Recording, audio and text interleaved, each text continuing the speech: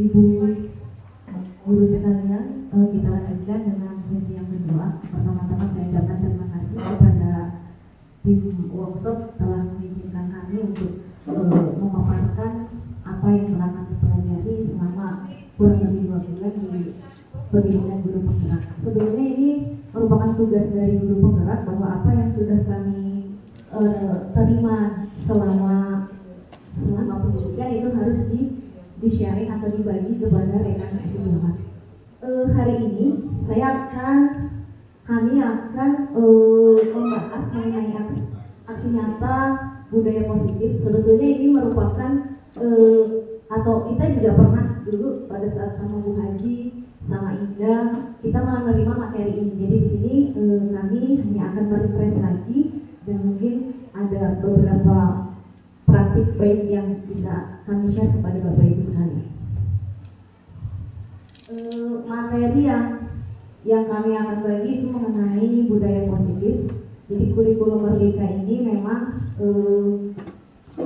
digemborkan atau dilandasi oleh filosofis dari filosofis pemikiran dari Ki Hajar Dewantara. Ini tujuan pendidikan yang menurut Ki Hajar Dewantara adalah menuntun segala kodrat yang ada pada anak untuk mencapai keselamatan dan kebahagiaan. Jadi sederhananya pendidikan kita itu kalau mengacu pada filosofi Ki Hajar Dewantara itu adalah supaya membuat anak selamat dan bahagia. Dan kita sebagai pendidik itu ditugaskan untuk bisa menuntun dan mengembangkan sesuai dengan kodrat yang ada pada diri anak dan sesuai dengan perkembangan zamannya. Kemudian yang akan kita bahas adalah budaya positif. Secara arti, budaya positif itu adalah nilai-nilai keyakinan dan kebiasaan yang berpihak pada siswa agar siswa dapat berkembang menjadi pribadi yang kritis, penuh hormat dan bertanggung jawab. Jadi karena sekolah itu sebagai lembaga pendidikan yang memang secara masif bisa menumbuhkan kebiasaan-kebiasaan, maka di sini kita berusaha untuk mewujudkan budaya positif. Ketika budaya positif itu terwujud dalam sekolah, maka lingkungan belajar yang positif itu akan menjadi tercipta. Kemudian, ini mengapa perlu adanya budaya positif tadi? Karena ketika lingkungan sekolah kita ini berbudaya positif, maka anak akan lebih nyaman ketika melaksanakan pembelajaran.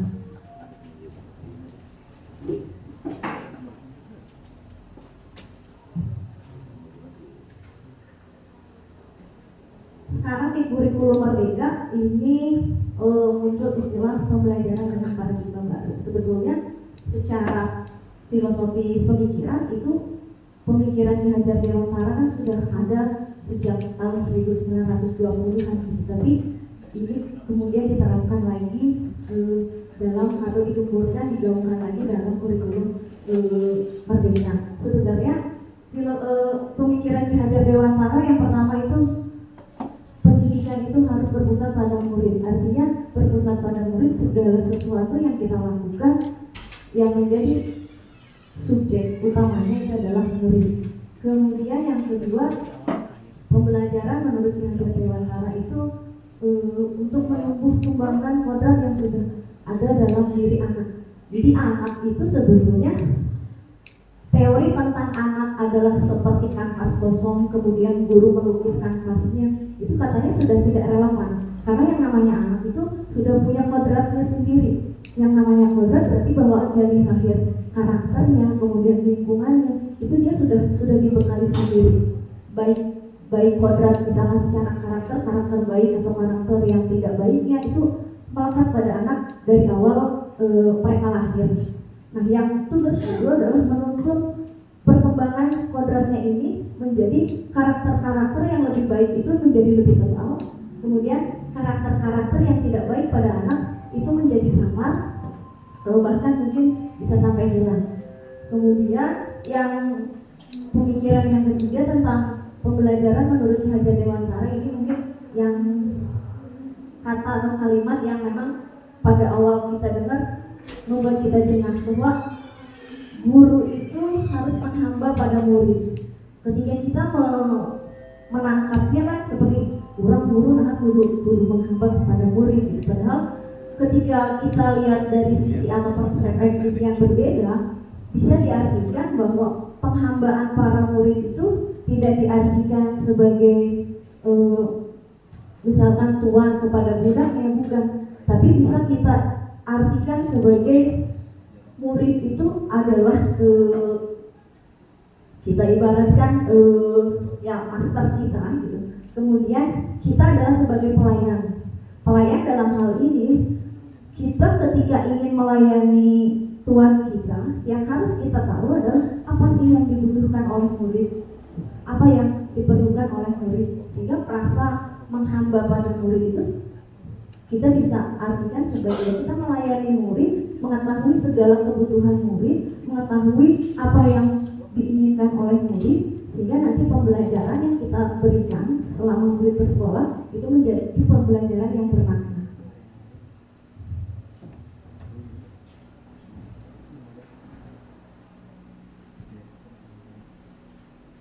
Konsep dalam budaya positif itu ada 6 yang akan kita bahas. Yang pertama disiplin positif dan nilai kebaikan universal, kemudian kebutuhan dasar manusia, keyakinan kelas, dan keyakinan kelas itu merupakan salah satu konsep dalam budaya positif. Kemudian ada teori motivasi hukuman dan penghargaan, ada 5 posisi kontrol lurus, kita restitusi, dan nanti kita akan berbagi tentang praktik segitiga restitusi.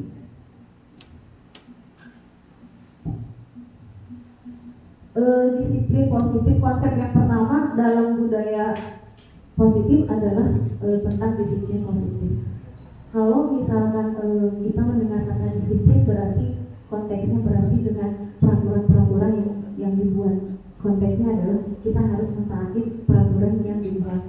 Nah, di sini ada tambahannya positif atau positif, sehingga kalau diartikan maka disiplin positif itu merupakan suatu pendekatan penerapan disiplin, tetapi fokusnya lebih ke arah menumbuhkan disiplin yang berasal dari diri murid. Itu yang ditanamkan atau itu yang diharapkan dalam disiplin positif. Jadi ketika kita menanamkan disiplin kepada murid, yang diharapkan dari disiplin positif itu adalah murid itu bisa secara sadar tanpa adanya paksaan untuk mengikuti peraturan yang ada di lingkungan sekolah kita.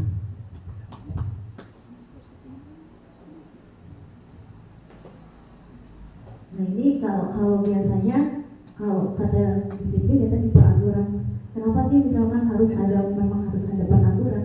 Ketika di jalan tidak ada peraturan kan memang pasti akan berantakan. Demikian juga sama halnya di sekolah, ketika tidak ada peraturan pasti akan berantakan juga. Tetapi di sini dalam disiplin positif itu bagaimana kita mengembangkan bahwa untuk mentaati peraturan itu siswa menyadarinya dalam berdasarkan motivasi dalam dirinya. Disiplin positif itu berhubungan dengan nilai kebajikan. Kalau misalkan nilai kebajikan ya seperti yang kita tahu bahwa yang namanya nilai kebajikan secara universal berarti yang disepakati bersama. Biasanya berlaku secara umum. Di Purwakarta misalkan yang disebut murid sopan dan santun pasti akan berlaku sama ketika di luar kota gitu. Ketika di Bandung atau di Jakarta pasti sama. Ketika kita menilai bahwa seseorang itu bertanggung jawab, seseorang itu memiliki rasa toleransi, rasa empati, tentu persepsinya akan sama gitu. Nah, itu yang kita sebut sebagai nilai kebajikan universal. Dalam prakteknya terkait dengan disiplin positif tadi, jadi di sini kita harus berupaya bagaimana menanamkan nilai-nilai kebajikan dalam diri murid, sehingga ketika murid berada dalam suatu lingkungan yang ada peraturan yang misalkan dibatasi oleh hak-hak yang lain, murid itu secara sadar mengikutinya karena dia sudah memiliki nilai-nilai yang dia yakini. Itu yang kita harapkan dari penumbuhan disiplin positif.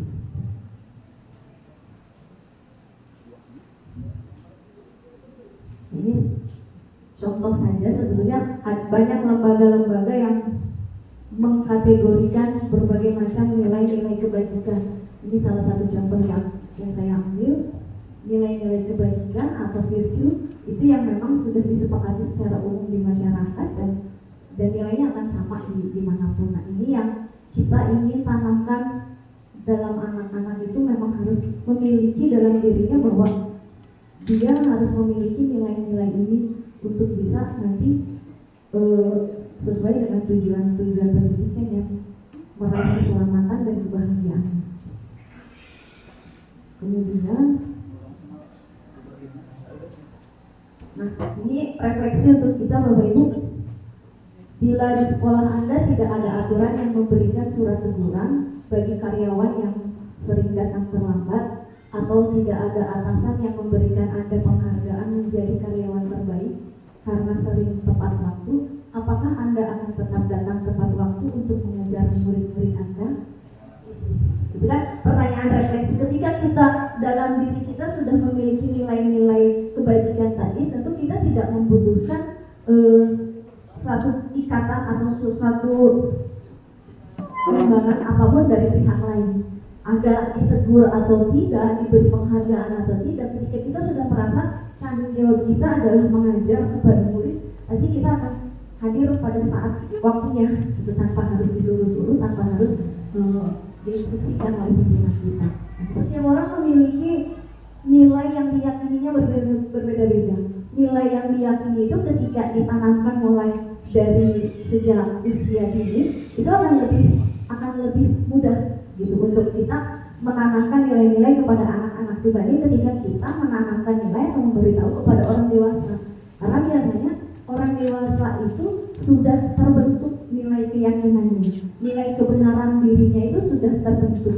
Kadang kan ada yang merasa yang saya lakukan ini benar menurut saya, dan belum tentu padahal untuk orang lain tidak benar. Nah, itu yang kita akan bahas.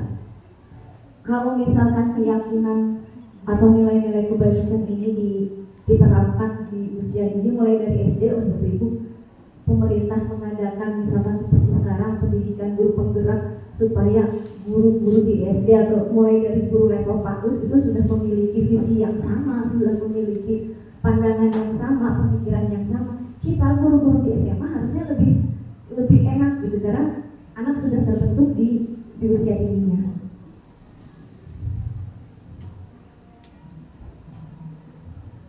Nah, ini tentang kebutuhan dasar manusia. Jadi setiap perilaku manusia menurut Dr. William Glasser itu memiliki tujuan tertentu.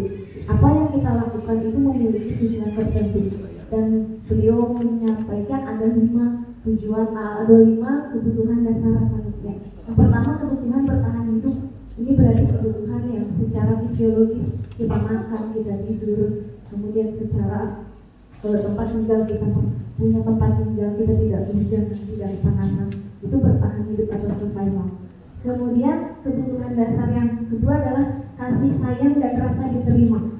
Contohnya misalkan kalau kasih sayang, ya kita merasa disayangi, kita merasa diterima, menjadi bagian kelompok tertentu. Kemudian kebutuhan untuk merasa bebas, tidak terikat, bisa memutuskan punya kontrol untuk memutuskan, tidak merasa diatur.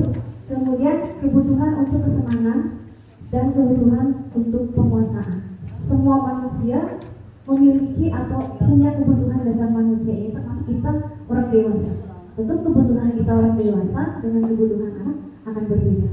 Kalau kita misalkan kebutuhan kesenangan untuk orang tertentu bisa terpenuhi kalau dia ingin jalan-jalan. Tapi untuk sebagian yang tidak suka jalan-jalan, kesenangannya misalkan cukup untuk tidur, rebahan, itu sudah senang, itu bisa berbeda. Kemudian untuk penguasaan, untuk orang dewasa biasanya penguasaan terpenuhi ketika dia bisa bekerja, dia punya kekuatan untuk melakukan hal-hal yang dia kuasai, kompeten di dalam bidangnya.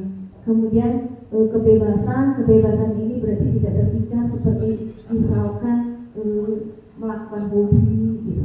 Jadi mau melakukan hobi kapan kita mau kita laksanakan. Dan kasih sayang biasanya diperoleh dari keluarga, dari orang-orang terdekat. Nah, ketika 5 kebutuhan dasar manusia ini tidak terpenuhi, maka akan ada perilaku yang tidak seimbang. Misalkan kalau sekarang contohnya lamun kurang healing jadi nggak mood. Kalau misalkan belum cair-cair rasanya liur, itu karena memang kebutuhan dasar kita ada yang tidak terpenuhi. Atau misalkan lagi berantem sama orang rumah atau lagi sama anak gitu kan, kadang terganggu keseimbangan kita, sehingga apa yang kita kerjakan itu tidak maksimal. Nah, kita sebagai guru di sini harus mengetahui apa sih apakah kebutuhan murid kita sudah terpenuhi. Murid kita yang di rumahnya sudah terpenuhi 5 kebutuhan dasar manusia ini, datang ke sekolah untuk belajar. Mereka tidak memikirkan di rumahnya bagaimana, orang tuanya baik-baik saja, jajannya cukup, pulsanya ada, dia bisa mengatur waktunya, bisa main game, gak dilarang-larang di rumah. Jadi ketika 5 kebutuhan dasar murid ini sudah terpenuhi, mereka siap belajar, siap untuk menerima pengajaran, belajar lebih baik. Tapi ketika kebutuhan dasar ini ada yang tidak terpenuhi, maka murid kita pasti akan tidak seimbang. Kebebasannya merasa tidak terpenuhi, sering ngajeng bete gitu. Atau misalkan kesenangannya tidak terpenuhi, dia pengennya main game. Mungkin itu salah satu contoh.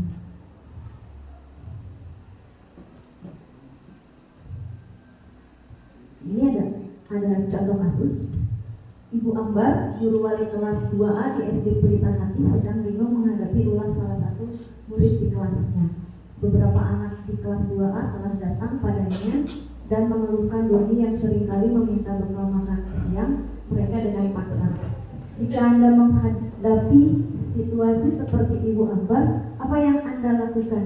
Menurut Anda, kira-kira apa alasan Doni melakukan itu? Ini ada kasus anak ngambil makanan punya temannya ngelapor ke gurunya. Ketika ada perilaku yang menyimpang dari murid, maka menurut William Glasser tadi berarti ada kebutuhan yang tidak terpenuhi oleh murid itu, sehingga dia melakukan perilaku yang negatif. Pasti kalau ada laporan kita manggil anaknya ya, manggil Doni dan itu kunaon tadi mengambil makanan gitu. Nanti kan ada berbagai muncul kemungkinan jawaban dari Doni. Misalkan di sini Doni menjawabnya nggak diberi makan sama mamanya, nggak dikasih bekal misalkan, terus nggak punya uang juga buat jajan.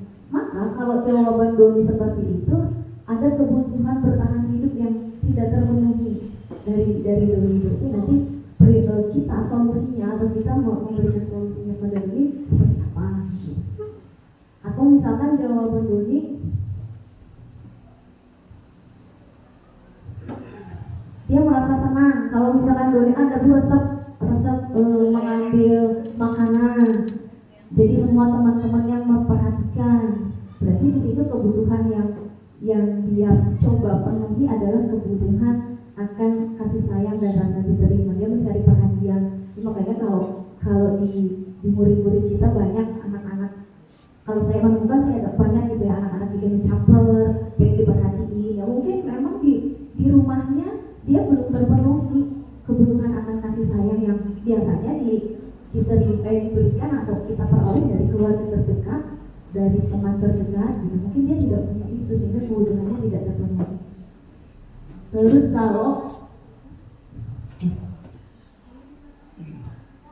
kalau jawaban Doni, dia bosan dibekalinnya di nugget beli, pengen yang lain makannya. Kalau Doni menjawab karena dia bosan makan makanan yang dibekali, yang dikasih sama orang tuanya, berarti kebutuhan yang berusaha untuk dipenuhi oleh Doni itu adalah kebutuhan untuk merasa bebas. Karena selama ini mungkin dia ceplok lebih, dia pengen yang lain, makanya ngambil punya temannya. Atau kalau jawaban Doni, karena ketika mengambil makanan temannya itu dia merasa dia punya kekuatan, dia merasa hebat, dia merasa semua orang akan takut padanya.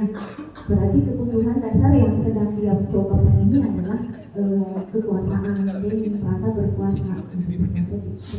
Itu dengan caranya yang tidak. Atau kalau memang dia hanya iseng saja gitu, melihat teman-temannya, ekspresi muka teman-temannya, dia merasa senang, ya berarti ada kebutuhan kesenangan yang dia coba penuhi. Nah, kebutuhan ini yang coba dipenuhi oleh murid, tentu ada yang memenuhinya dengan yang positif, dengan cara positif, atau dia mencoba untuk memenuhi kebutuhannya dengan cara yang tidak baik. Nah, tugas kita adalah ketika kita sudah tahu apa yang dia butuhkan, tugas kita mengarahkan, menuntun kepada anak tersebut cara yang lebih tepat ketika dia merasa kekurangan akan kebutuhannya.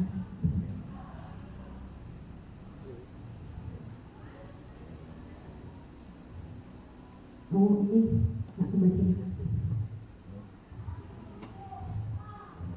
Ini contoh kasus. Saya bacakan contohnya. Misalkan ada anak SMA namanya Dimas, dia lagi belajar mobil, kemudian sampai akhirnya dia bisa nyetir mobil. Sama ibunya ditanya, Dimas, apa yang membuat kamu pengen bisa nyetir mobil? Kalau misalkan Dimas menjawab, aku merasa bangga dan keren. Kira-kira kebutuhan dasar apa yang coba Dimas penuhi? Merasa bangga dan keren, kira-kira apa?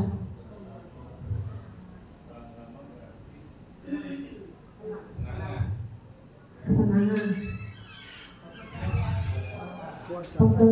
penguasaan ya. Atau kalau misal jawabannya biar bisa jalan-jalan naik mobil sama teman-temanku, kasih sayang ya. Berarti karena dia butuh pengen dengan teman-teman, berarti kebutuhan kasih sayang yang dia sedang coba penuhi. Aku senang bisa pergi ke tempat-tempat yang aku suka, berarti kebutuhan akan kesenangan. Dia mencari kesenangan ya dengan pergi ke tempat yang dia suka. Kalau menyetir mobil itu seru, berarti penguasaan. Dia bisa mengendalikan mobilnya, berarti dia itu adalah kebutuhan penguasaan. Kira-kira seperti itu ketika kita menghadapi kasus anak-anak yang perilakunya tidak baik, maka secara teori itu ada kebutuhan dasar yang coba dia penuhi.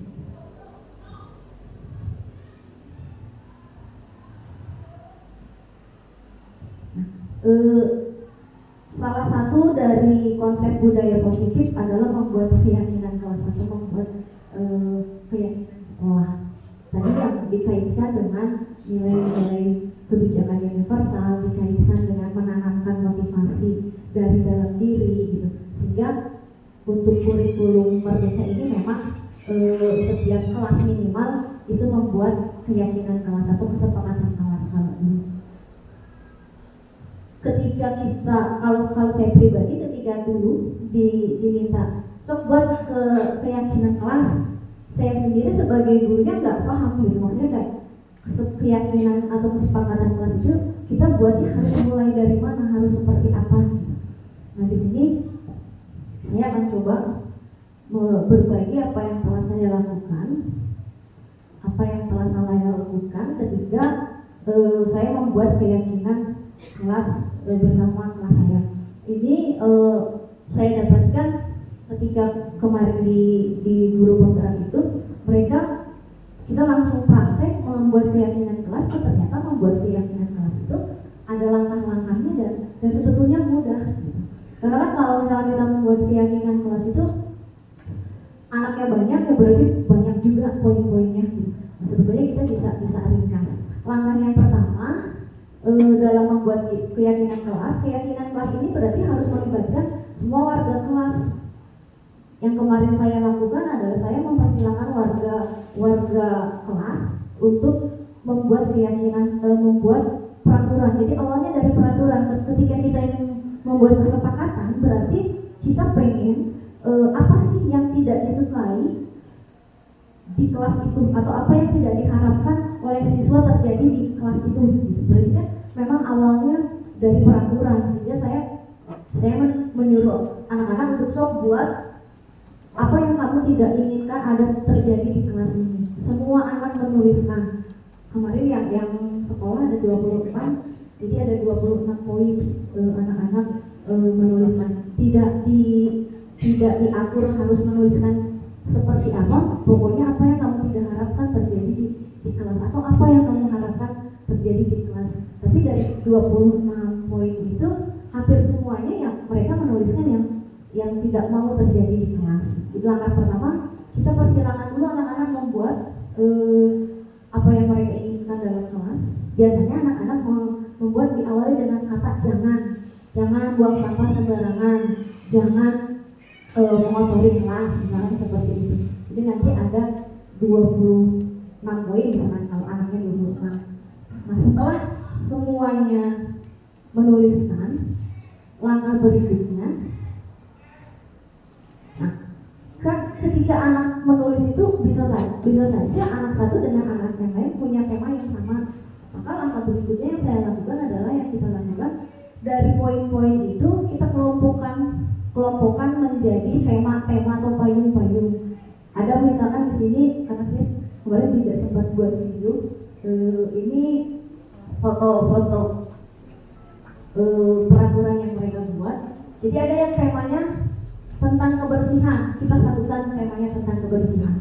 Kemudian ada temanya tentang jangan berkata kasar, menghargai teman, kita satukan. Jadi kalimat-kalimat yang mempunyai tema yang sama kita kelompokkan dalam satu payung yang sama.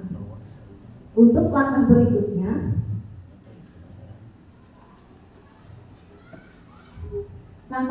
adalah kita mengubah kalimat yang tadi ditulis oleh anak yang kebanyakan itu merupakan kalimat negatif yang ditandai dengan kata jangan ini, jangan itu, kita rubah menjadi kalimat yang positif. Karena di sini ada jangan pakai sepatu ke dalam kelas, kemudian membuang sampah pada tempatnya, jangan coret-coret meja, kemudian yang tidak piket harus didenda, menyimpan sepatu harus dirak sepatu. Nah, kalimat-kalimat yang satu tema nanti kita satukan. Karena yang tadi saya bacakan, kita buat kesepakatannya dengan menggunakan kalimat positif. Kalimat-kalimat yang tadi kita ubah menjadi satu kalimat, menjaga kebersihan dan kerapihan kelas. Dan itu jadi dari poin aturan anak yang dibuat oleh anak itu kita buat jadi satu kesimpulan kalimat yang bermuatan positif. Atau misalkan jangan ribut di kelas, jangan menyalakan musik, kita rubah menjadi kalimatnya menjaga suasana kelas tetap tenang dan tidak saling mengganggu. Jadi dari poin-poin anak yang berisi kalimat negatif kita kelompokkan masing-masingnya dan kita rubah menjadi kalimat yang positif. Nah, setelah ini kemudian dari kalimat yang sudah kita simpulkan tadi yang asalnya 26 poin itu jadi ada cuma 7 kalimat. 7 kalimat kita ambil nilai apa yang ada dalam kalimat tersebut. Misalkan tadi membuang sampah itu yang tentang kebersihan, keyakinannya atau nilai apa? Anak-anak nanti menjawab sendiri, mereka akan punya pemikiran sendiri. Mereka punya tanggung jawabku, kesadaranmu. Berarti sebetulnya nilai-nilai kebajikan itu sudah ada dalam diri anak. Jadi kita buat nilai-nilai yang tadi itu sesuai dengan yang anak utarakan. Nah, nanti pada saat hasil akhirnya itu akan lebih ringkas. Jadi kesepakatan kelasnya misalkan ada berapa poin, kemudian nilai keyakinannya ada berapa poin. Nah, keyakinan ini yang kita berikan stimulusnya kepada anak anggota kelas kita bahwa ketika kalian menyimpang dari nilai-nilai ini berarti kalian sudah melanggar kesepakatan, berarti tidak sesuai dengan kesepakatan kelas yang sudah kita yakini. Dan kalau secara administrasinya nanti setelah dibuat kesepakatan semua murid menandatangani kesepakatan tersebut, dicetak, kemudian kelasnya. Sehingga nanti setiap guru yang masuk, ketika ada anak yang perilakunya menyimpang, guru tinggal melihat saja kepada kesepakatannya dan keyakinannya. Ini sesuai atau tidak? Kita tinggal membalikkan saja pertanyaannya kepada anak. Ketika misalkan anaknya ribut atau anaknya main HP padahal harusnya tidak main HP, kita tinggal balikkan saja. Pertanyaannya tinggal anak merefleksikan apa yang dia lakukan itu betul atau salah. Itu yang saya kemarin lakukan dengan kelas saya.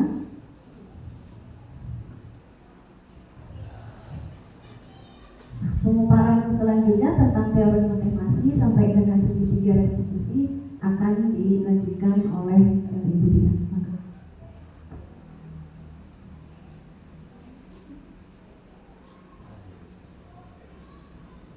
Assalamualaikum warahmatullahi wabarakatuh. Terima kasih Bu Mia telah menyampaikan pemaparan tentang keyakinan kelas. Kemudian selanjutnya saya akan memaparkan berbagi tentang restitusi. Tapi sebelum ke restitusi, yang pertama itu kita akan mempelajari tentang teori motivasi. Karena kalau kita lihat itu ya, menurut Gianni Gosen menyatakan bahwa ada 3 teori motivasi perilaku manusia. Jadi setiap perilaku kita itu pasti ada alasannya, ya. Yang pertama itu adalah untuk menghindari ketidaknyamanan atau hukuman. Misalkan ibu bapak datang ke sekolah itu pagi-pagi sebelum bel, sebelum mengajar, apakah untuk menghindari hukuman atau teguran dari misalnya wakaset ataukah kepala sekolah? Contohnya seperti itu. Nah, di sini kalau kita kaitkan dengan murid, nanti murid akan bertanya pada dirinya, apa yang akan terjadi apabila saya tidak melakukannya? Ya, anak misalnya datang pagi-pagi, kumaha ya kalau misalkan saya datang kesiangan, apa yang akan terjadi dengan saya? Yang kedua, untuk mendapatkan imbalan atau penghargaan dari orang lain. Nanti murid akan bertanya pada dirinya, apa yang akan saya dapatkan apabila saya melakukannya? Contoh misalnya ketika di kelas saya akan memberikan nilai atau bintang kepada anak yang mau bertanya atau kepada anak yang mengerjakan tugas. Berarti nanti apa yang akan saya dapatkan ketika mengerjakan tugas? Oh, saya mendapat bintang, atau oh, saya mendapat nilai dari guru gitu. Kemudian yang ketiga, untuk menjadi orang yang mereka inginkan dan menghargai diri sendiri dengan nilai-nilai yang mereka percaya. Di sini murid bertanya, akan menjadi orang seperti apa apabila saya melakukannya? Misalnya ketika di kelas ada tugas, gurunya tidak masuk, tanpa ada alasan yang lain, meskipun gurunya tidak masuk, anak tetap mengerjakan tugas. Mau gurunya ada, mau tidak, mau dinilai atau tidak. Nah, ini contohnya seperti itu.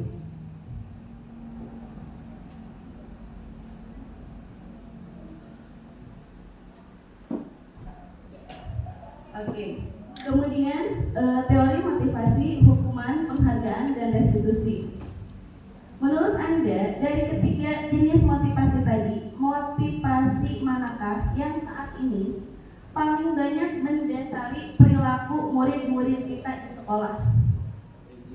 Dari yang tadi, apakah untuk menghindari hukuman, apakah untuk mendapatkan penghargaan, atau apakah memang kesadaran dirinya sendiri? Nomor berapa, Bu? Nomor 1. Jelaskan, Bu, kenapa alasannya nomor 1?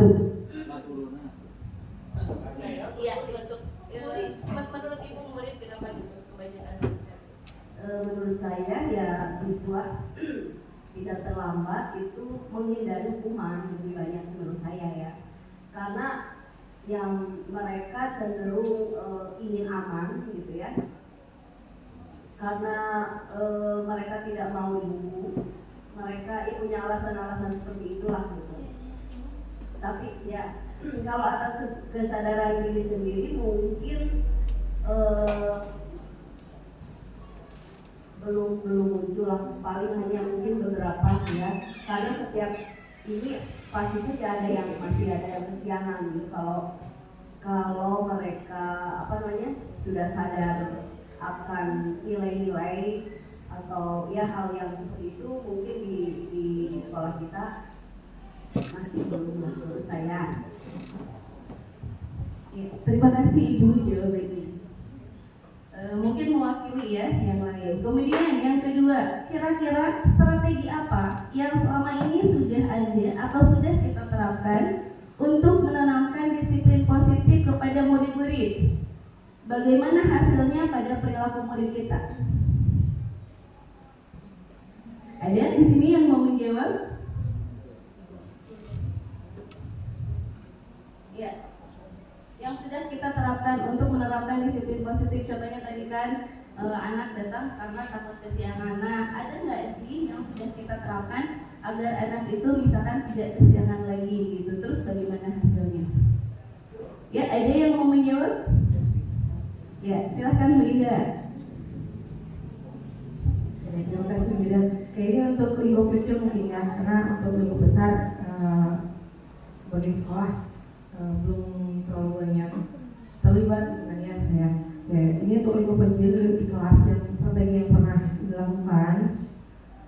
Jadi yaitu tadi membuat membuat kesepakatan dulu dengan anak-anak, dan sekaligus kalau tahun yang lalu hanya membuat kesepakatan, tapi untuk yang tahun ini kita sudah mencoba kesepakatan sekaligus konsekuensi. Jadi yang ditempel itu di buku mata pelajaran matematika halaman pertama itu adalah kesepakatan dan konsekuensi.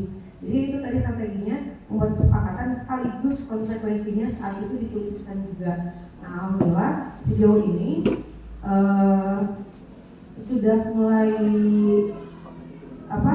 sedikit gitu ya, murid yang datang di khususnya pelajaran saya sekarang sudah mulai sedikit yang datangnya terlambat. Sekalipun terlambat, mereka menggunakan alasan yang logis, tidak terlalu ini. Gitu, terima kasih. Ya, terima kasih Linda. Kemudian selanjutnya, nilai-nilai kebajikan apa yang kita berusaha tanamkan pada murid-murid di kelas, di sekolah kita? Kebajikan apa saja kira-kira yang kita tanamkan? Pasti banyak kan? Di antaranya apa saja? Bertanggung jawab, apa lagi? Saling menghargai, saling menghormati. Ada lagi?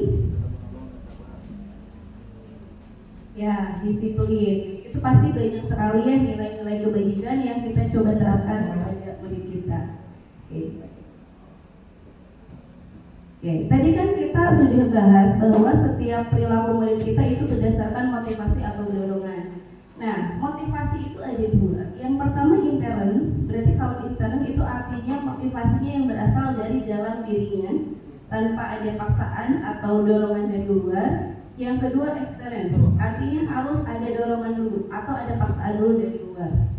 Nah, ketika murid-murid kita itu kebanyakan pasti motivasinya itu adalah ekstern, karena dia melakukan kedisiplinan karena tadi ya Bu takut menghindari hukuman atau misalkan mengharapkan penghargaan dari guru, kebanyakan. Nah, sedangkan yang intern itu masih sedikit jumlahnya, di mana murid melakukan kedisiplinan karena sadar bahwa nilai-nilai kebajikan yang ada pada dirinya, sadar bahwa saya tidak boleh terlambat, agar apa? Agar nyaman di kelas. Sadar bahwa misalkan ketika ada tugas saya harus mengerjakan. Kenapa? Karena ini adalah tugas saya sebagai murid. Contohnya seperti itu.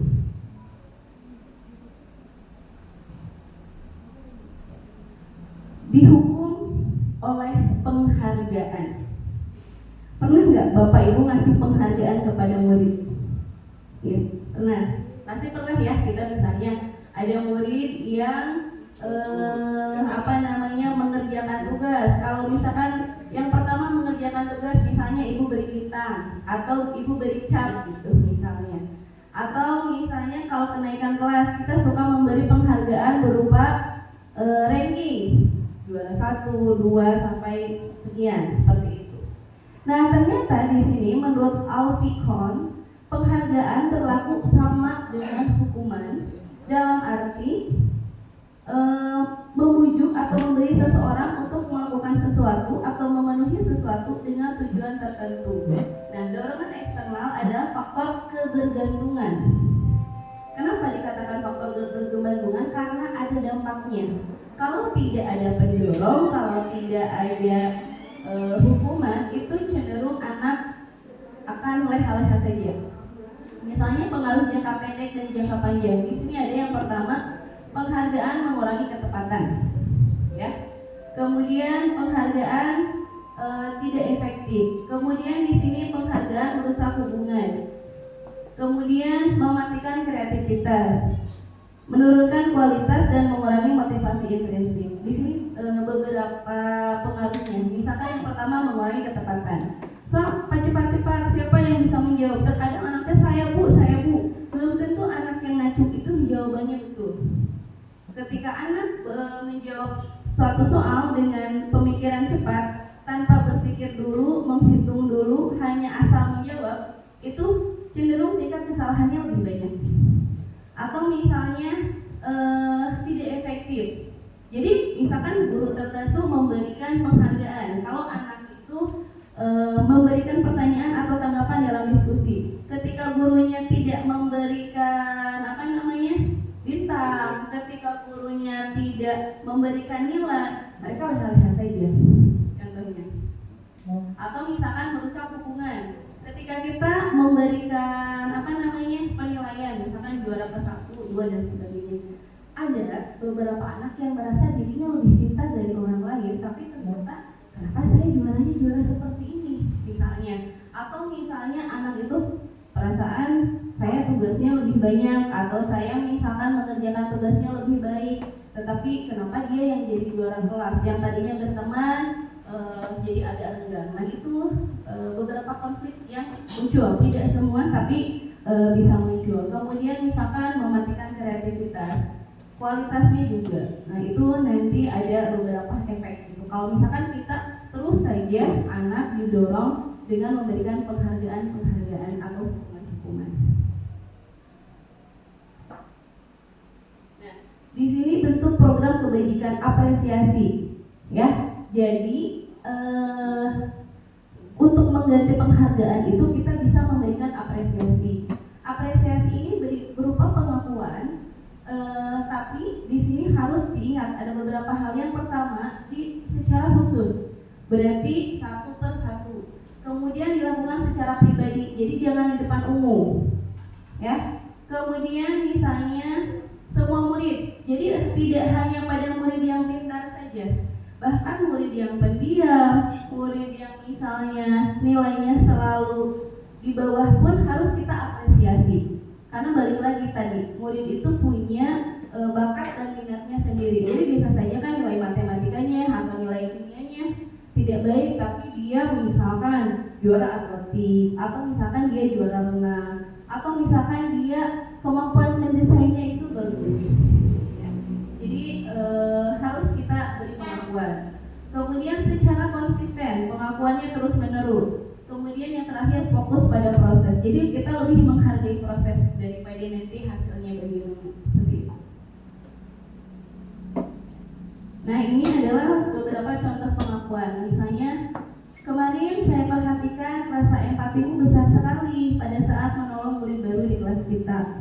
Atau misalnya saya menghargai kepedulianmu pada saat kamu membantu teman-temanmu di tugas kelompok. Karena pernah saya mendapati seorang murid, dia sangat pintar, nilainya selalu bagus.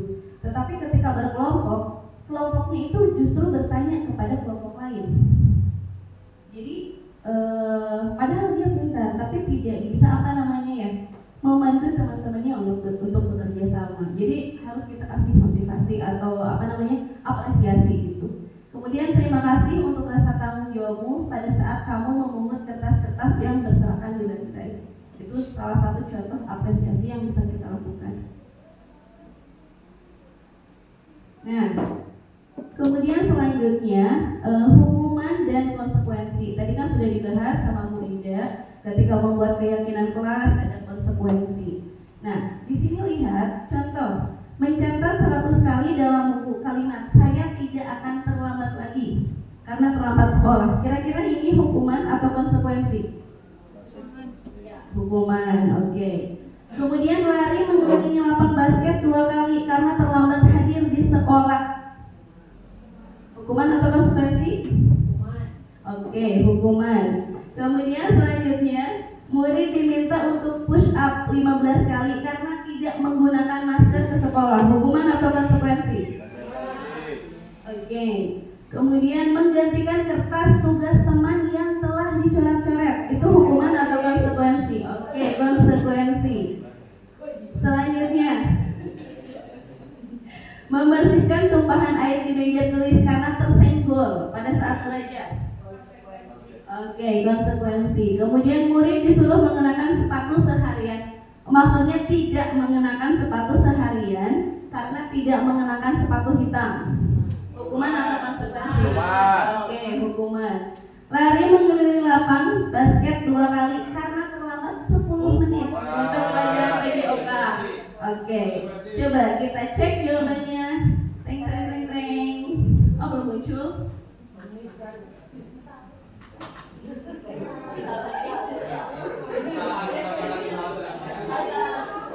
Ya, kita bukan untuk kita semua.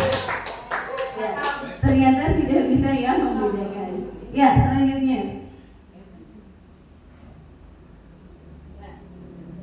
Tadi ada hukuman, ada konsekuensi, sekarang ada restitusi. Apa itu restitusi? Restitusi itu pendekatan yang berfokus pada pengembangan kebajikan siswa di mana mereka diajak untuk bertanggung jawab atas tindakan mereka dan memahami pentingnya memperbaiki kesalahan.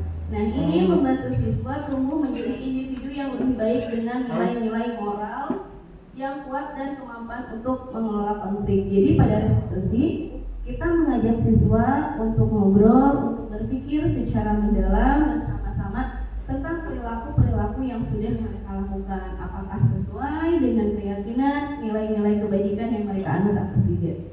Seperti itu. Di sini ada ciri-ciri restitusi ya. Yang pertama berfokus pada pemulihan. Jadi siswa diajak untuk memperbaiki kesalahannya. Jadi ketika ada siswa melakukan kesalahan tidak serta-merta harus kita beri hukuman, tapi mereka diajak untuk memperbaiki. Yang kedua melibatkan tanggung jawab siswa. Jadi siswa diajarkan untuk melaksanakan atau melakukan tanggung jawab atas apa yang sudah mereka lakukan. Kemudian pendekatannya edukatif. Jadi kan di sini siswa diajak untuk belajar dari kesalahan yang telah mereka lakukan. Yang keempat membangun empati. Jadi mereka menanamkan pada dirinya tindakan yang mereka lakukan ini kalau terjadi pada diri mereka baik atau tidak, bagus atau tidak. Kemudian reflektif. Jadi ini kita mengajak siswa untuk merenungkan apa yang sudah mereka lakukan itu adalah hal yang baik atau tidak. Bagaimana dampaknya untuk orang di sekitar. Ini tadi perbedaan antara hukuman, konsekuensi dengan restitusi. Kalau dalam hukuman murid disuruh berdiri di depan kelas, guru marah-marah ke murid, murid disuruh menulis saya tidak akan terlambat lagi. Jadi kebanyakan itu adalah guru yang memberikan instruksi. Yang kedua konsekuensi, guru memberikan konsekuensi berada di dalam kelas selama 1 jam istirahat berlangsung. Contoh kalau misalnya anak yang terlambat masuk kelas, guru memberikan konsekuensi. Kemudian guru tegas dan murid menghormati peraturan.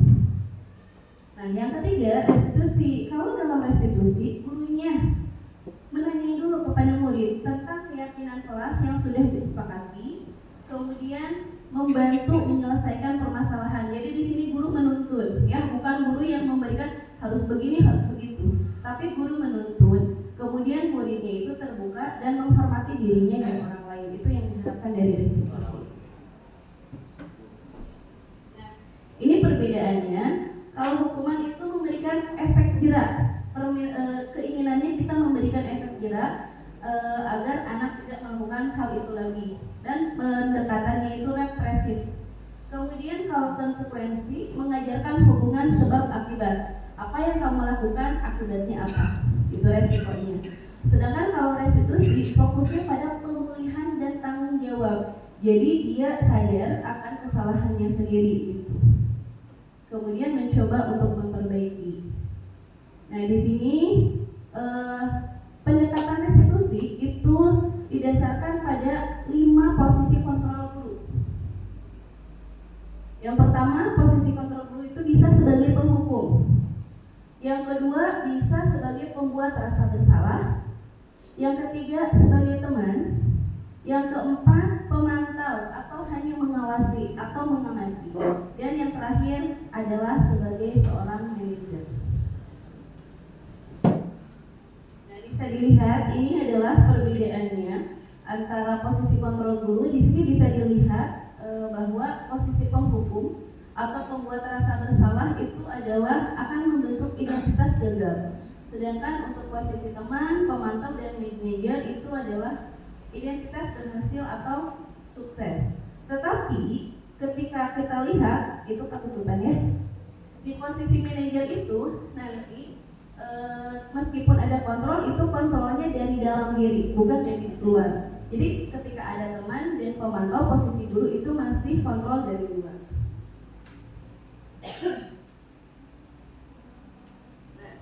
Lihat di sini ada beberapa kata kalimat. Nanti kita posisikan. Kira-kira posisi guru ini sebagai apa?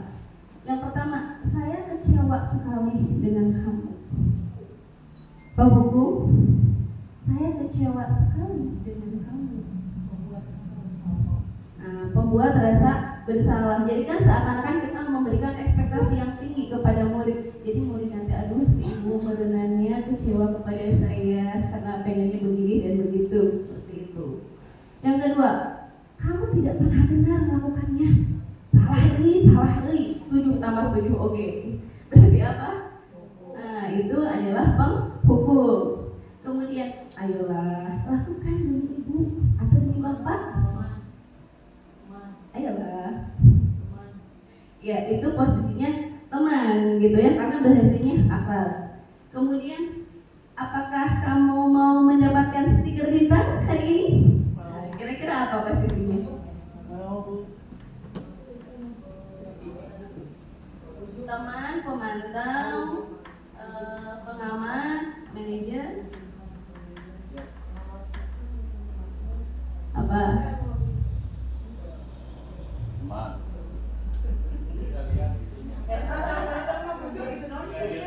Ya, menuju.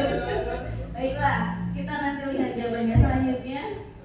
Oke, ternyata pemantau gitu ya. Kemudian bagaimana kalau kamu bisa menyelesaikan masalah ini? Jadi nanya ke anak, nanti anak biar berpikir, maka berarti itu posisinya manajer. Kalau misalnya kamu selalu yang paling terakhir, selalu gitu ya, berarti itu hukuman. Ya, jadi posisi kontrol dulunya sebagai. Ya, lanjut Bu. Oke. Nah, sebaiknya seorang guru itu dia berada pada posisi seorang manajer. Kenapa? Karena manajer ini berbuat sesuatu bersama-sama dengan murid. Jadi si muridnya diajak bekerja bersama-sama untuk apa? Untuk mempertanggungjawabkan perilakunya dan mencari solusi dari permasalahan yang sudah dilakukan. Bukan kita yang menentukan kamu harus begini, kamu harus melakukan ini, bukan. Tapi muridnya yang memikirkan solusinya gitu dan bertanggung jawab. Kemudian selanjutnya Bu. Nah, di sini ada segitiga restitusi. Jadi tadi sama seperti keyakinan kelas, restitusi itu ada tahap-tahapnya. Yang pertama menstabilkan identitas.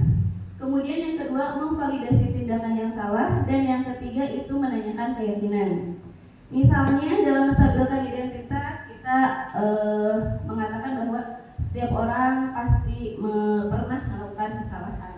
Atau misalnya kamu bukan satu-satunya yang pernah melakukan ini, ada yang lebih parah, contoh seperti itu ya. Kemudian validasi tindakan yang salah. Kamu tentu punya alasan mengapa kamu melakukan ini. Atau misalnya kira-kira ada nggak cara yang lebih efektif untuk mendapatkan apa yang kamu butuhkan? Dan yang terakhir itu adalah menanyakan keyakinan. Keyakinan apa yang sudah kita sepakati atau kamu menjadi orang yang seperti apa? Ini adalah contoh kalimat-kalimat untuk menstabilkan segitiga restitusi. Ini hampir sama dengan yang tadi. Nah, di sini ada praktek segitiga restitusi. Ada 2 kasus. Untuk yang kasus pertama, ya, ini Ibu Didah pada hari Senin mendapatkan laporannya dari Ibu Neneng bahwa Ilham dan Faisal itu ketika pelajaran Ibu Neneng tidur di kelas karena kebetulan di kelas ada karpet ya. Jadi mereka tidur dengan nyenyak. Kemudian Bu Jamilah juga melaporkan bahwa Ilham berperilaku kurang sopan ketika pelajaran olahraga dengan memotong pembicaraan Bu Jamilah ketika sedang memberitahukan kegiatan yang akan dilakukan. Dan ada juga laporan dari temannya bahwa Ilham dan Faisal itu bermain bola di dalam kelas ketika gurunya tidak ada. Oke, ini adalah videonya. Mohon jangan fokus pada artisnya ya, tapi fokus pada kegiatannya. Ya, dijelasin saja ya. Jadi di sini saya memanggil Ilham. Kebetulan karena waktu itu di ruang meetingnya sedang ada tamu, jadi lokasinya saya pindah ke perpustakaan mencari tempat yang tenang. Di sini saya mengkonfirmasi kepada Ilham apa yang sudah Ilham lakukan berdasarkan informasi yang saya terima dari Bu Neneng, Bu Sijai, kemudian juga dari temannya. Betul tidak Ilham berperilaku seperti itu? Kemudian jawabannya betul. Nah di sini saya melakukan restitusi kepada Ilham, dimulai dari bahwa alasannya itu adalah salah satunya ketika pelajaran Bu Neneng itu dia merasa mengantuk. Karena kenapa? Karena di rumahnya dia itu bermain game sampai tengah malam. Bu Nenengnya kayak kasur ya. Nah, kemudian ketika pelajaran Bu Sijai katanya alasannya itu karena dia ingin cepat-cepat beres pelajaran olahraganya. Siang ya Bu Sijai jadwalnya seperti itu, panas. Jadinya terlalu bohai. Ya, kemudian ketika tidak ada guru katanya bosan di kelas. Nah, di sini ketika praktek segitiga restitusi itu yang pertama adalah memvalidasi, menanyakan identitas ya. Kemudian di sana saya mengatakan bahwa memang semua orang ketika mengantuk itu pasti ingin tidur. Siapa yang tidak ingin selesai belajar itu segera selesai? Semua orang juga pasti ingin segera pulang. Baru-baru siswa kan kita juga sama gitu ya. Nah, ya, tetapi bagaimana caranya menurut Ilham ini gitu ya? Kira-kira tindakan Ilham itu betul atau tidak? Jadi dia diajak merenung, tindakannya betul atau tidak? Kemudian kira-kira apa yang bisa dilakukan oleh Ilham agar tindakannya itu diperbaiki? Nah di sini salah satunya meminta maaf katanya kepada Bu Neneng dan juga Bu Sijai.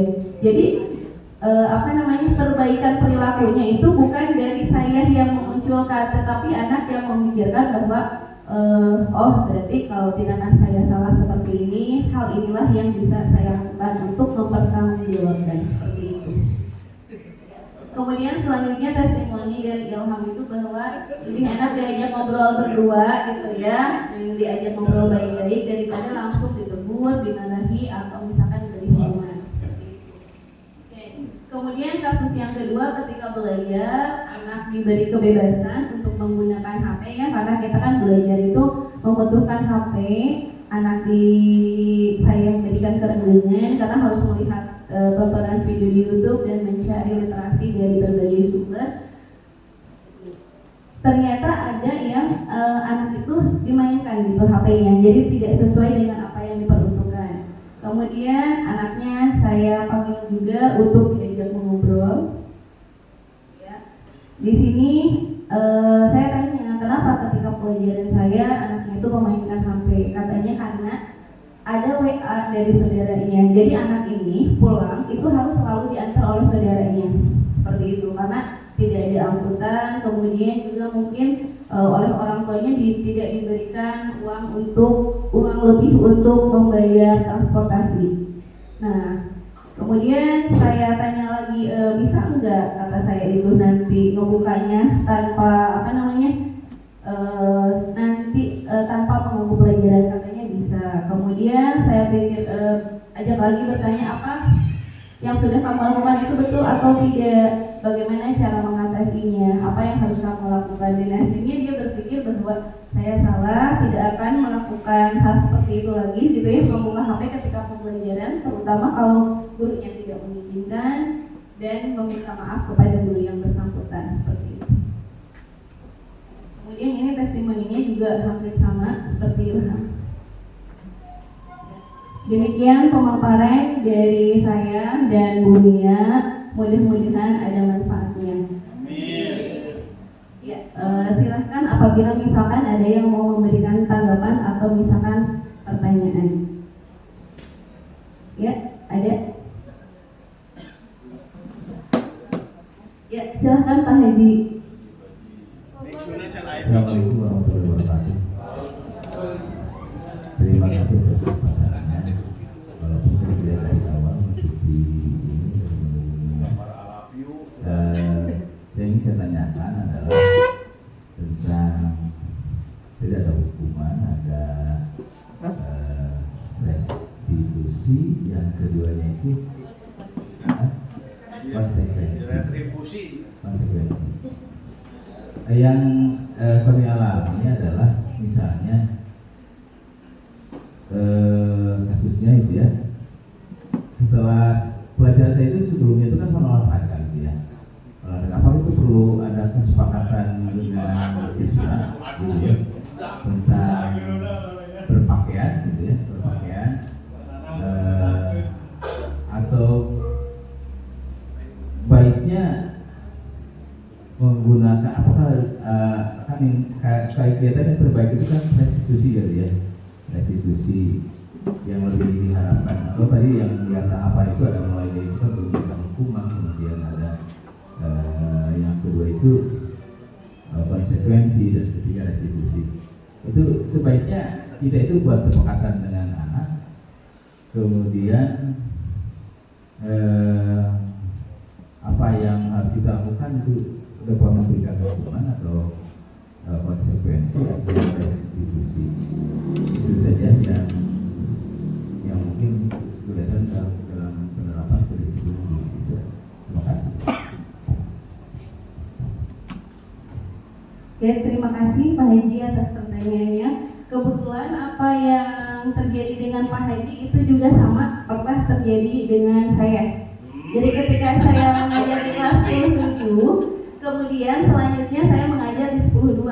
Kebetulan itu kelas 10-2 ketika jam ketiga setelah saya masuk, jam keempatnya itu adalah setelah olahraga. Siapa tuh?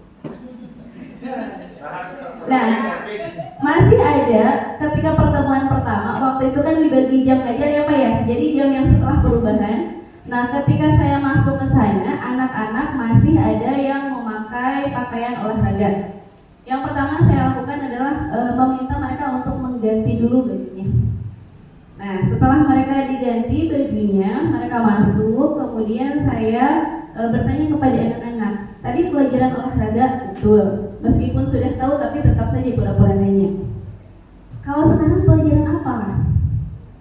Pelajaran kimia Bu. Nah, kemudian hari ini, hari Selasa kalau tidak salah, baju yang digunakan atau seragam sekolahnya seragam apa? Mereka menjawab sendiri. Kira-kira kalau bukan pelajaran olahraga, itu bagusnya pakai baju seragam atau pakai baju olahraga? Mereka yang menjawab sendiri, baju seragam Bu. Kalau begitu kira-kira setelah pelajaran olahraga, pelajaran ibu, mana nih yang harus dipakai, yang lebih baik, baju olahraga atau baju seragam? Mereka kompak menjawab baju seragam. Jadi minggu depan kalau pelajaran ibu masuk berarti bajunya bagaimana? Harus sudah memakai baju seragam. Minggu depannya sudah 2 kali pertemuan, tanpa saya minta, tanpa saya marahi atau saya hukum, mereka sudah langsung mengenakan pakaian seragam. Mungkin seperti itu ya Pak Haji, bisa dicoba.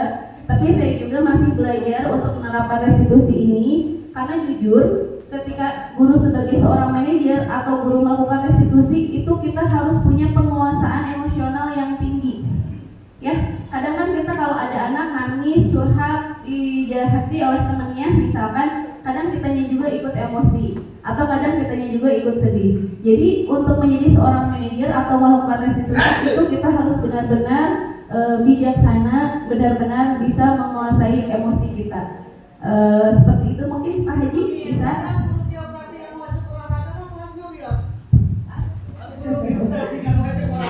Berarti balik lagi ke keyakinan kelas yang sudah kita menambahkan juga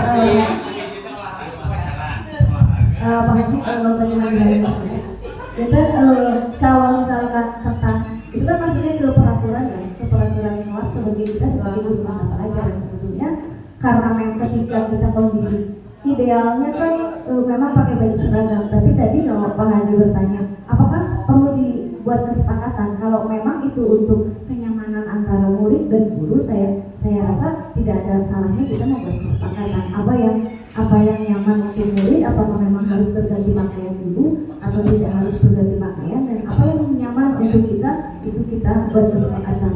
Tidak masalah karena bukan wali kelasnya, tapi ini kesepakatan antara kita sebagai guru mata pelajaran dengan murid. Kemudian tentang posisi kontrol guru, apakah memang harus penghukum atau memberi konsekuensi atau restitusi? Secara idealnya guru itu ada di posisi manajer idealnya. Tapi ketika kita menghadapi siswa dengan jumlah yang sangat banyak, dengan kestabilan emosi kita juga yang tidak selalu on gitu, maka posisi kita bisa bergeser-geser gitu. Kadang mungkin ketika diperlukan ya kita jadi pemantau, ketika diperlukan kita membuat konsekuensi, tidak masalah. Tapi ketika memang mungkin untuk dibuat restitusi, ya kita ajak bicara secara pribadi restitusi. Yang kita perlu dari sekarang, yang perlu kita minimalisir adalah posisi kita sebagai penghukum. Karena biasa ketika kita memberi hukuman, apalagi yang kejadian-kejadian insidensial, maka hukuman itu kan bersifat spontan. Mau kepikiran dihukum misalnya seperti itu. Nah, itu yang harus kita hindari. Idealnya adalah kita mengatasi permasalahan perilaku murid itu secara ideal adalah dengan restitusi. Tapi ketika memang tidak memungkinkan kita melakukan restitusi, ya kita bergeser ke posisi sebagai pemantau dengan konsekuensi atau dengan penghargaan atau konsekuensi seperti itu.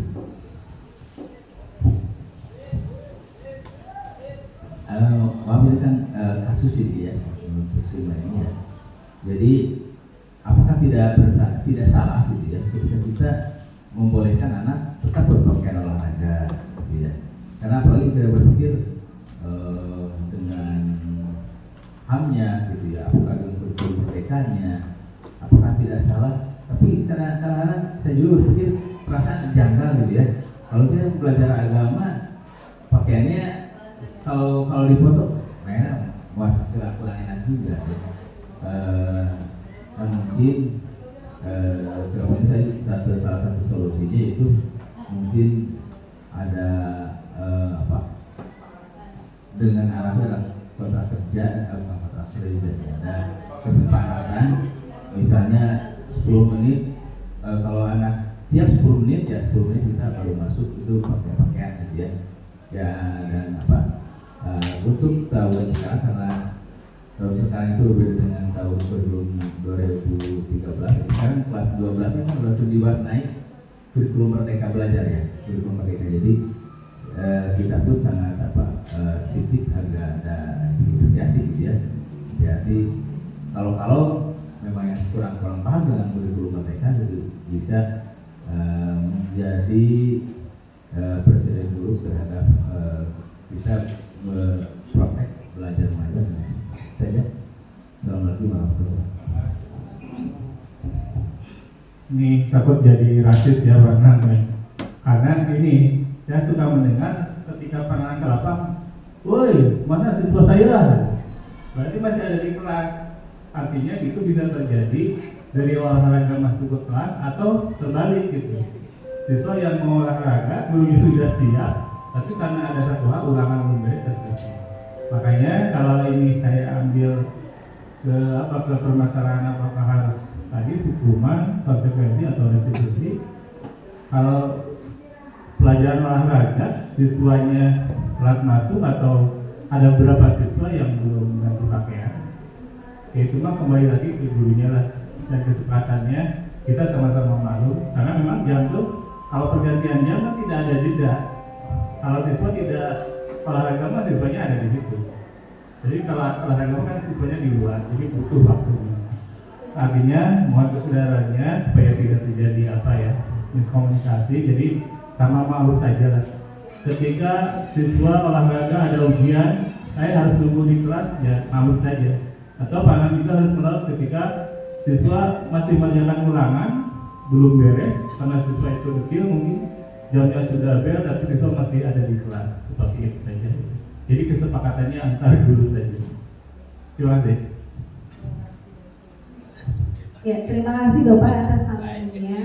Ya betul, tadi jadi balik lagi ke gurunya karena dulu di 10.6 itu kan kelasnya ada di belakangnya Pak ya, nambahin di 10.6 kelasnya itu di belakang yang timnya Pak Harudang Pisan. Saya jam terakhir sebelumnya olahraga itu mereka tetap memakai baju olahraga. Kenapa? Karena kesepakatan kelasnya Bu, kami lebih nyaman dengan olahraga. Terus di sana kelasnya gerah, jadi saya juga kalau ketika di sana membebaskan. Kalau ketika yang di 10.2 karena mereka sepakatnya Bu mau pakai seragam, saya juga memberikan kebebasan mereka seragam. Ya, dikasih waktu toleransi untuk ganti seragam dan pembelajaran dengan menggunakan seragam. Mungkin seperti itu ya, Pak Haji. Oh ya, baiklah, silahkan Ambu mau menambahkan. Berhubungan dengan baju olahraga, kalau saya untuk di kelas 12 3, saya tidak boleh, walaupun ada kesepakatan kelas, tidak boleh memakai baju olahraga. Kenapa? Soalnya kelasnya tidak ada jendela. Bau, jadi bau. Ini punten bisa. Kalau Jadi olahraga di bau. bau, kelasnya tidak punya jendela. Walaupun ada kesepakatan, mohon maaf apabila saya melanggar kesepakatan itu. Iya baik Ambu, jadi itu kan nanti apa balik lagi antara pembicaraan guru dengan siswanya seperti itu. Olahraganya jangan Ya, capek-capek. silakan Bu Ina mau menambahkan. Nyanyi. Bapak Ibu sedikit menambahkan, terima kasih atas waktunya. Betul ya, menanggapi dari ternyata banyak di lapangan tuh memang banyak hal yang tidak bisa dilakukan seperfect teori gitu kan ya. Kayak tadi intinya adalah kesepakatan dengan muridnya. Namun begini Pak dan wajar Bu Ambu melakukan hal tersebut. Merdeka menghamba itu bukan berarti membebaskan secara penuh. Kalau menurut Indah gitu ya. Karena pada realisasi di lapangannya memang pada akhirnya anak itu memang harus kita kasih relnya juga, tetap berikan rel dengan cara kita memberikan negosiasi yang tetap, kalau kata Om kan tadi saya tetap tidak mengizinkan dengan alasan wajar karena ada alasan tertentu. Hanya saja Ina punya pengalaman begini, kekeh saya pengen dengan kesepakatan itu, sedangkan anak kekeh yang enakan gitu kan ya. Nah berarti kembali ke tadi yang membuat kesepakatan kelas, seperti sejauh mana kita sebagai pendidik mungkin mengarahkan ke kalimat positif supaya tetap di prinsip yang kita pengen gitu Pak. Jadi tidak selamanya yang anak inginkan harus selalu kita oke, ya udah sokumaha anak-anak, enggak juga kalau menurut Indah. Karena kan kita harus ngasih rel juga gitu, memberikan batasannya itu salah satunya dengan cara mungkin tadi saya tetap tidak mengizinkan. Nah wajar karena ada alasan tertentu, tapi mungkin nanti dengan bahasa yang lebih, nanti pun pasti punya trik supaya karena iya pagawang-gawang yang bergerak tapi tetap tidak ada istilah kayak maksa mengatur gitu. Jadi terus ini pagi ya pokoknya ulah lebih 10 menit ya baru nanti masuk ke kelas teh gitu kan ya. Pada akhirnya saya kasih waktu 5 sampai 10 menit atau Bu 15 menit Bu nawar gitu kan ya. Tapi saya gawang pokoknya 7 menit itu macaranya nawarin teh gitu kan ya. Dan Bu atau Bu 12 menit lah, boleh 12 menit, gimana kalau kita tambah dengan 2 menit di akhir jam pelajaran, rugi sebelah 10 menit. Akhirnya mereka tuh berpikir, oh kalau begini ada konsekuensi nggak enak nanti di depannya. Jadi kita berikan anak untuk berekspresi dengan pemikirannya, tapi tetap kita stop dengan cara yang dengan cara yang halus supaya tidak judgement, tidak hukuman, tidak labeling dan sebagainya. Mungkin seperti itu. Jadi harus ada kesepakatan, tetap hanya saja begini. Tadi juga sedikit menyinggung katanya Cak Kumayu dengan guru geografi yang mengajar dengan baju olahraga. Paham sekali dengan kondisi seperti itu. Pak Faisal akhirnya ini upacara ngajar geo olahraga, geodri kan itu kan sangat tidak tidak efektif lah untuk Pak Faisalnya pun mungkin tidak akan efektif kan dengan Bu dia dan Obik mungkin ya. Nah ketika kita membuat kesepakatan kelas dan konsekuensi itu tidak hanya diorientasikan untuk murid, tapi untuk kita juga. Karena bisa jadi murid itu membalikan, oh si ibu kayak gitu kan ya. Nah betul kata Pak Haji tadi kan secara kepantasan asal semuanya Pak Haji belajar PAI wajib olahraga gitu kan ya, memang betul dirasakan asal kirang Rausen gitu ya. Mungkin untuk pelajaran pun sama gitu. Nah jadi pada saat membuat kesepakatan kelas dan konsekuensi itu alangkah baiknya diterapkan. Gimana nih kalau saya melanggarnya, termasuk Indah tuh kenapa memberikan toleransi waktu paling lambat 10 menit dari jam kesepakatan, karena saya merasa diri saya suka ada jeda telatnya gitu. Jadi supaya tidak ada feedback tidak negatif dari murid kita, jadi pada saat membuat kesepakatan konsekuensi itu tetap diterapkan untuk kita juga sebagai yang ada di lingkungan kelas. Jadi adanya kesepakatan, adanya keyakinan itu untuk diyakini dan disepakati oleh lingkungan kelas itu, baik gurunya maupun murid-muridnya. Mungkin itu kurang lebih masukan dari Indah. Mohon maaf tidak terlalu panjang. Terima kasih atas waktunya. Ya, terima kasih Bu Ida.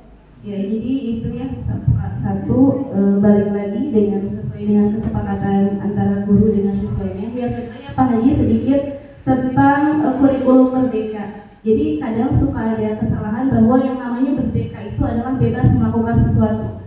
Tapi di sini kurikulum merdeka itu adalah kemerdekaan yang bertanggung jawab. Jadi ketika anak merdeka itu tidak serta-merta mereka semua dibebaskan dan kita semua harus mau, tidak. Tapi ada batasan-batasan yang bisa dipertanggungjawabkan baik oleh muridnya ataupun gurunya. Mungkin itu saja untuk hari ini. Terima kasih kepada semuanya. Wassalamualaikum warahmatullahi wabarakatuh.